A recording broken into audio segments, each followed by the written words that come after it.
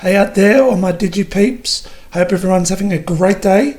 Now, let's talk Peacemaker. I have been debating whether or not to review this series. I have strived so far to make this channel a pretty family-friendly place for all things pop culture.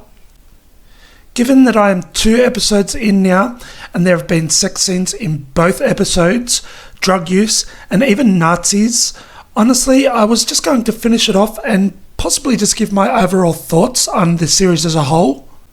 However, seeing as it is a spin-off from the Suicide Squad movie, and it also stars one of my favourite celebrities, that being John Cena, I figured I can't miss it. So if you're all keen, let's get into the first 2 episodes of Peacemaker, entitled A Whole New World and Best Friends for Never, respectively. Okay, episode 1. We open up with a quick rundown of the events of the Suicide Squad movie, Peacemaker of course killing Rick Flag, getting shot and having a building dropped on him. However, given that we're dealing with a quote-unquote superhero, all he needed was surgery on his clavicle. I can imagine this would be the case for a man like John Cena though. I mean, just look at him. The man's the size of a small gorilla. An actual complaint that he has with his x-ray, as he asks the doctor to make the light a little brighter to highlight his neck muscles. The x-ray was not doing him any justice in that area. Then, with a relatively clean bill of health, Peacemaker is discharged, and then we get the official opening and, this is a thing that happened. A massive dance number with all the stars involved in this series, with these serious faces as they pull off a seriously thought out choreographed number. I mean, like I said, this is a thing we'll be getting every week. Peacemaker, or Chris, makes his way home, and of course it is a massive trailer with the American flag over it, and this is where he's picked up by the team he'll be working with in the series. All of them Argus agents, led by Clemson Mern. If I am honest, just a hard-nosed replacement for Amanda Waller if you ask me. He lets Peacemaker know that he is not out just yet. He has special skills that they need in order for him to remain on the outside. A revelation he does not seem too pleased about, but agrees with instead of going back to prison. We then get a visit to his father, August, and if you are playing at home, we all know his alter ego of the White Dragon. Chris has one, I'll say, interesting dynamic with his former Nazi supervillain father, and given his treatment, it is unsurprising he turned out the way he did. Despite his disappointment for his son, however, he reluctantly provides Chris with a new suit, helmet, and reunites him with his partner / pet eagle, Eagly. Perfect name, by the way. Now, all geared up and ready for his upcoming missions, we get his first target, but Chris seems more interested in flirting with his handler, Amelia Harcourt. He is rejected, of course, but finds what he is after by hooking up with a woman at a bar.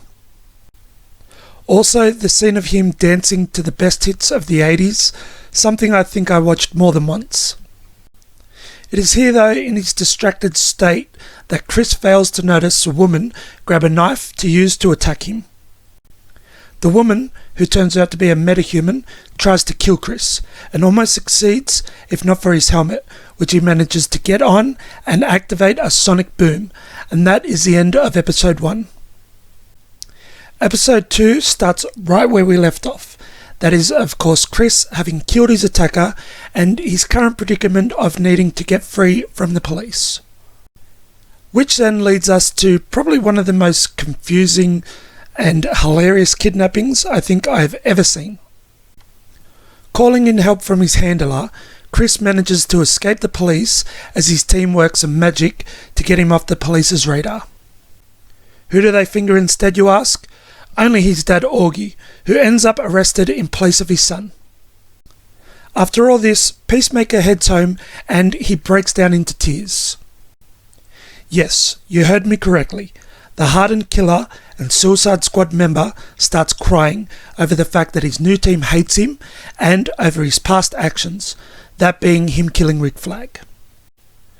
What was interesting here though was that he was punching his shoulder where he was injured.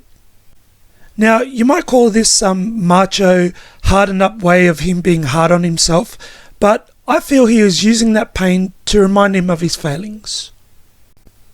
This man probably doesn't get injured a lot, and the fact that he has a constant reminder of his events in the Suicide Squad movie, he probably takes that as a badge of dishonor and uses that to remind himself of his failings and shortcomings. That and the fact that he is a killer. At the end of the day, that is what he does. He is distracted, however, when his self-proclaimed best friend, Vigilante, drops in to check up on his buddy and offer him help to clean up his house. That, of course, Chris lets him do as he lays down. It is not until Vigilante offers up a bit of fun in the form of destroying some household appliances. It is here we see the childlike, old-school bro come out as the pair shoot, blow up, and destroy everything in sight. In their bro time, however, Chris stumbles across a spaceship that he had taken from the metahuman's apartment, and we are left with more questions than answers, some which I am sure will come in next week's episode. Now, I see there has been a third episode released, but Australia has only reached the first two, so I will come back next week with a breakdown of the next episode as soon as I can. All in all, a pretty unique showing of a man who seems burdened by the skills he has, and someone with a good heart despite being involved with the people he's involved with and the life he currently finds himself in. I am enjoying this series so far and having fun with the stories that have played out in the first two episodes. The characters are unique and are all played very well. Robert Patrick as August Smith has been one of my favourite castings so far, and it will be interesting to see how his role will have an impact on the series going forward. I am looking forward to the next episode and looking forward to reviewing it with all you guys soon. Leave a like and comment down below what was your favourite moment from these episodes. Subscribe if you're enjoying the content, and I'll see you all in the next one.